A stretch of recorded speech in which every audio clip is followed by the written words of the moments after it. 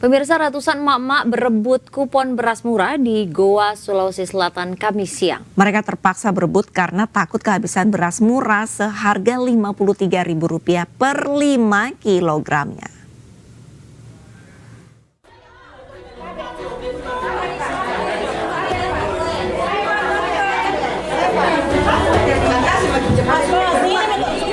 Rebutan kupon terjadi saat petugas dari Dinas Ketahanan Pangan Kabupaten Goa membagikan kupon beras murah di Jalan Andi Malombasang, Kecamatan Somba Opu, Kabupaten Goa, Sulawesi Selatan. Ratusan mama yang ikut kehabisan beras murah pun langsung berdesakan dan berebut kupon.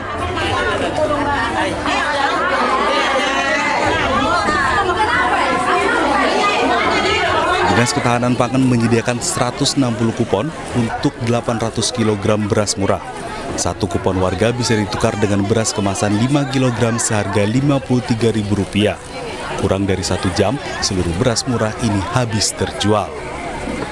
Menurut warga, pembagian kupon dalam pasar beras murah ini tidak merata karena masih banyak warga yang tidak mendapatkan kupon meski telah mengantre sejak pagi.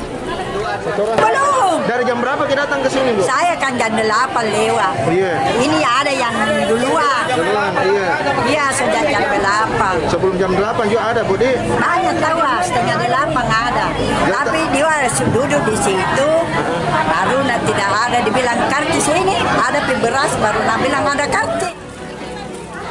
Operasi pasar beras murah digelar oleh Dinas Ketahanan Pangan Kabupaten Goa untuk menstabilkan harga beras yang harganya hingga kini masih melambung tinggi.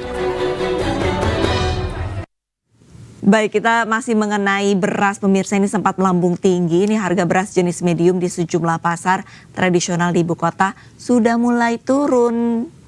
Ya, namun harga beras jenis premium ini justru terus meroket hingga mencapai Rp18.000 per liternya. Sementara itu, harga bahan pokok seperti daging sapi juga mengalami kenaikan yang signifikan.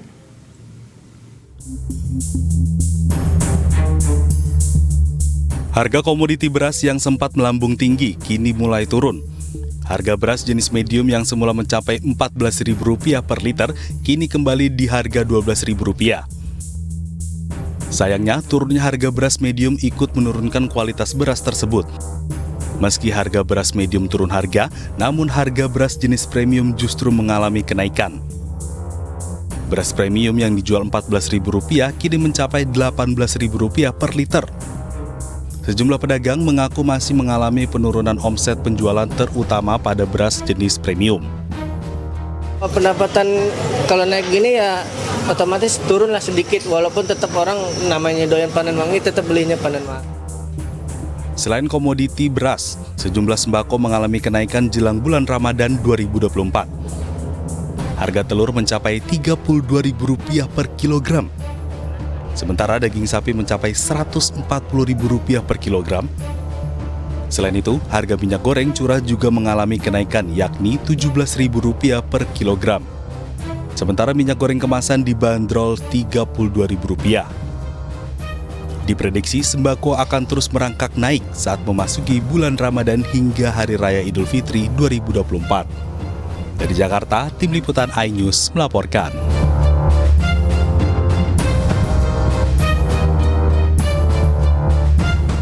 Pemirsa, status daerah khusus ibu kota yang disematkan pada Jakarta ini sebenarnya sudah berakhir sejak 15 Februari 2024 lalu. Iya, informasi selengkapnya usai jeda berikut, tetaplah bersama kami di iNews Today.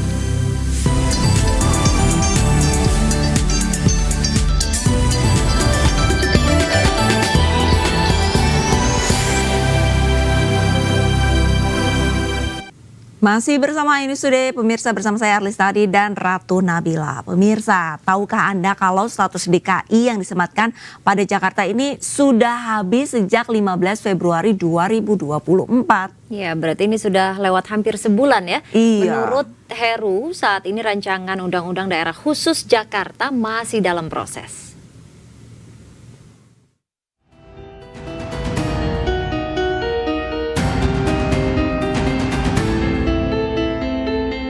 Berakhirnya status ibu kota yang disematkan pada Jakarta telah rampung pada 15 Februari 2024. PJ Gubernur DKI Jakarta Heru Budi Hartono menyatakan masih ada waktu transisi sebelum status Jakarta sebagai daerah khusus ibu kota berganti menjadi daerah khusus Jakarta. Hal ini dikarenakan saat ini rancangan Undang-Undang Daerah Khusus Jakarta sedang berproses. Heru, ini kan status DKI Jakarta sejak 15 Februari kemarin sudah nggak ada undang-undang DKJ-nya gimana Pak? Kira-kira tanggapan? Undang-undang DKJ kan belum Ya, jadi bagaimana untuk? Ya masih ada waktu transisi. Ya, kan sedang berproses DKJ ya. Sesuai dengan Undang-Undang Nomor 29 Tahun 2007 tentang DKI Jakarta sebagai ibu kota negara, maka statusnya telah berakhir pada 15 Februari 2024 lalu. Hal ini merupakan implikasi dari Undang-Undang tentang Ibu Kota Negara atau UU IKN yang telah diundangkan sejak 15 Februari 2022. Status Jakarta sebagai ibu kota pun baru bisa tergantikan oleh Nusantara di Kalimantan jika keputusan Presiden telah terbit. Dari Jakarta, Rani Sanjaya, iNews melaporkan.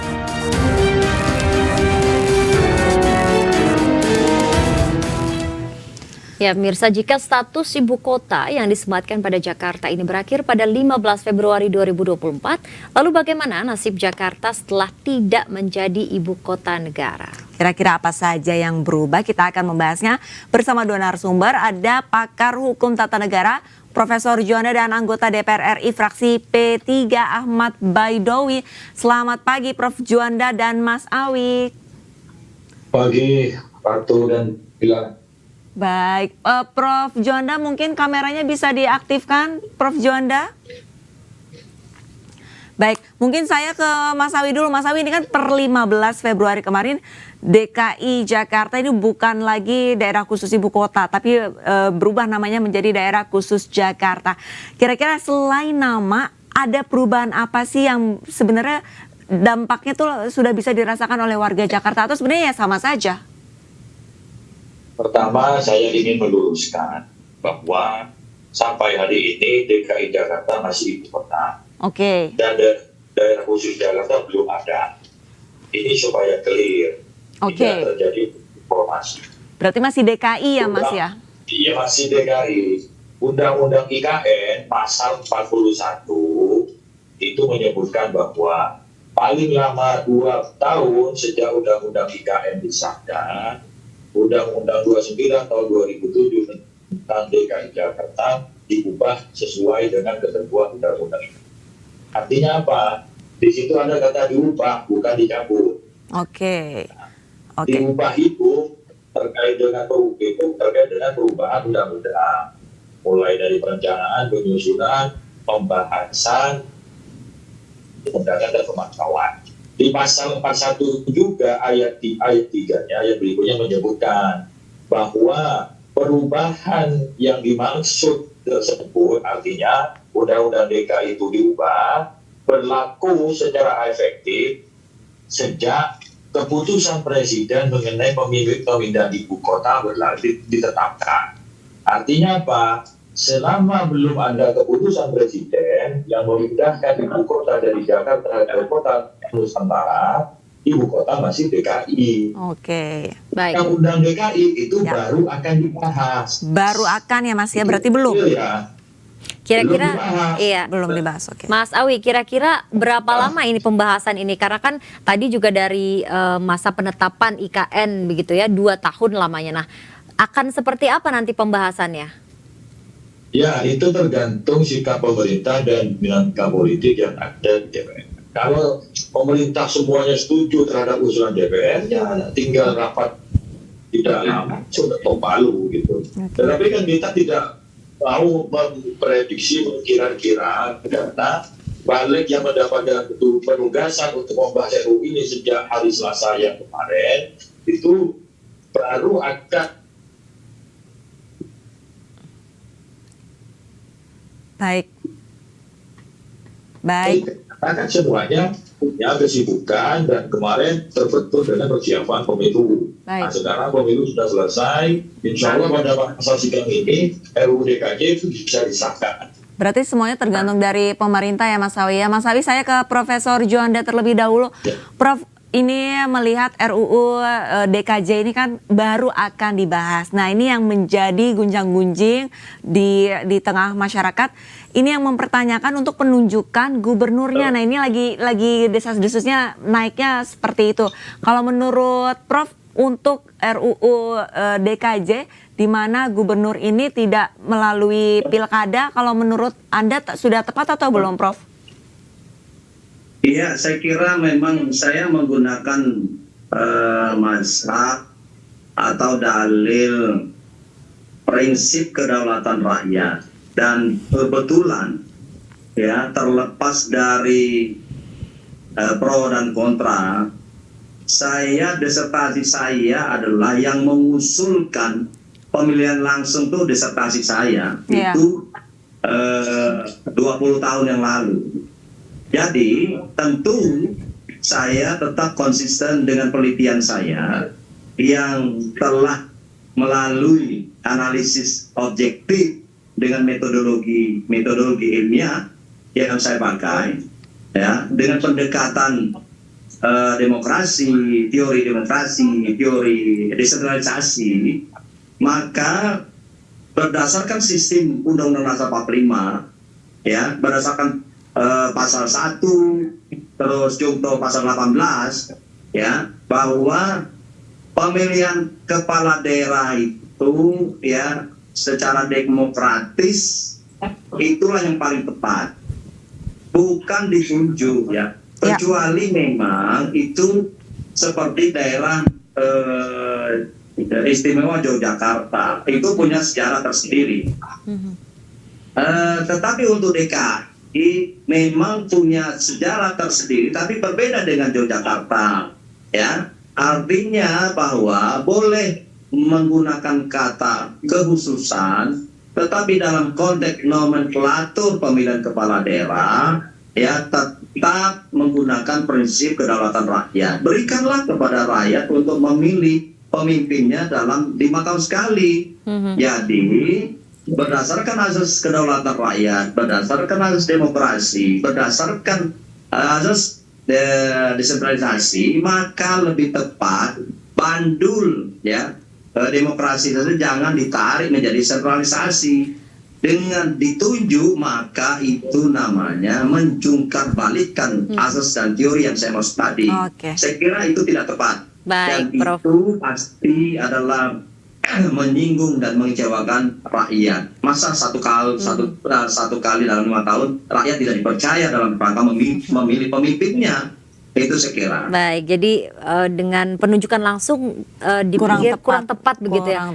Baik, kita ke Mas Awi. Mas Awi, apakah nanti poin-poin ini juga yang akan kemudian dibahas gitu? Apakah apa ya yang nantinya akan terlihat alot gitu? Poin-poin apa saja yang nantinya akan dibahas di DKJ? Ya, pasti salah satunya pasal 10 itu. Nanti tergantung sikap dari pemerintah dan fraksi-fraksi. Semua ada basis argumentasinya, ya, terkait dengan bagaimana apa sebenarnya kekhususan dari DKI. Terus sifat otonominya DKI itu apa? Nah, selama ini kan otonomi satu tingkat. Memang ada istilahnya itu kan demokrasi asimetris kalau di DKI Jakarta. Kenapa? Karena pilkada kabupaten kota itu di Jakarta tidak ada, karena sifat otonominya diberikan ke provinsi. Nah, perdebatannya kemudian apakah tetap menggunakan sistem pemilihan secara langsung atau menggunakan seperti yang draft yang ada, usulan dari DPRD dan kemudian ditunjuk oleh presiden. Nah, persoalan demokratis dalam konstitusi itu kan bermakna ada dimaknai secara langsung, tapi juga bisa dimaknai secara tidak langsung. Demokrasi perwakilan sebagaimana yang diatur dalam sila keempat Pancasila. Namun bukan berarti kita kembali ke memutar balik arah arum jam, ya. Soal teori, soal pendapat itu hal yang biasa. Namun demikian, dalam perkembangan pembentukan politik hukum itu selalu melihat dinamika yang ada di lapangan.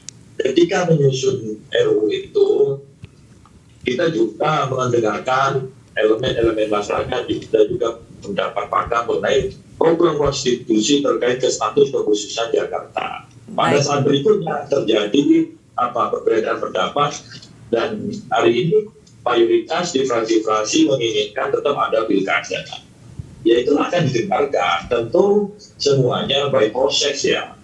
Yang penting tahapan pembentukan undang-undang itu dilalui. Baik Mas Awi dan Prof. Juanda, ini sebelum kita kembali dialog, saya akan membacakan dulu infografis atau poin-poin yang dianggap kontroversial di dalam RUU DKJ bagi penonton iNews Today. Ya pemirsa, ini krusial. RUU DKJ yang krusial ini diantaranya adalah yang pertama penunjukan gubernur yang dilakukan oleh presiden. Tadi sudah sempat disampaikan.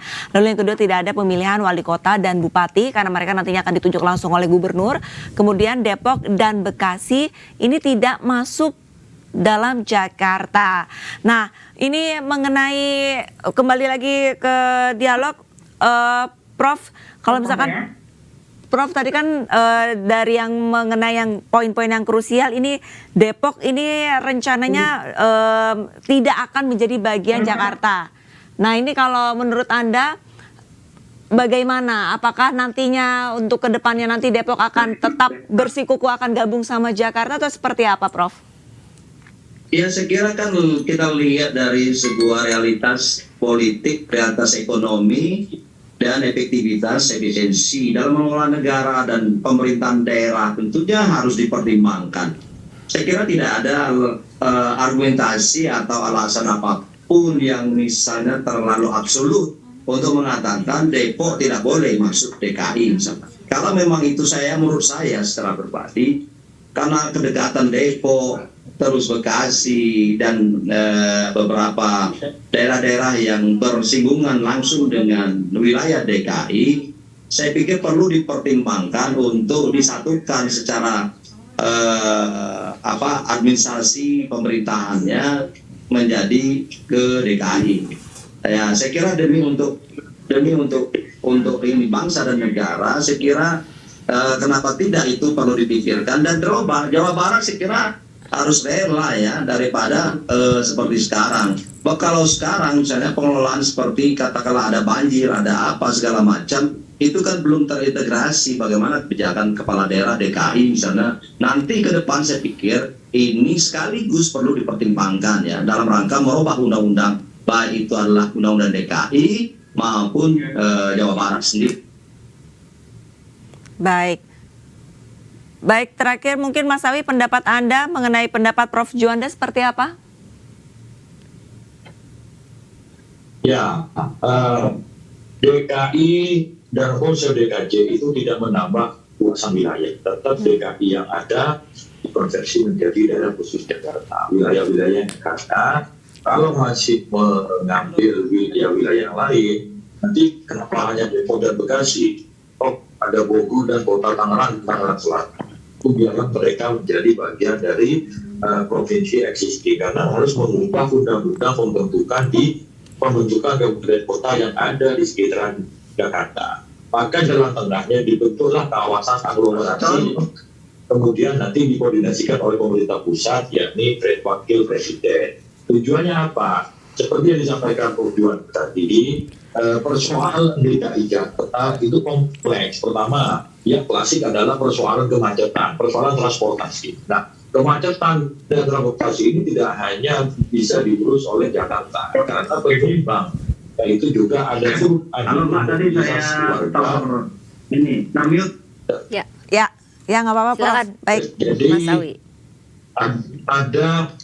Ada keterlibatan warga-warga di luar Jakarta masuk ke Jakarta untuk kontribusi terhadap kemacetan.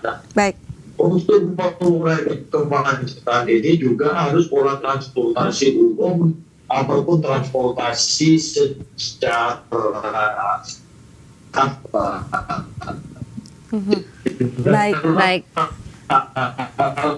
Baik. Ya, Mas Awi, sinyalnya kurang baik. Kami terganggu. Baik.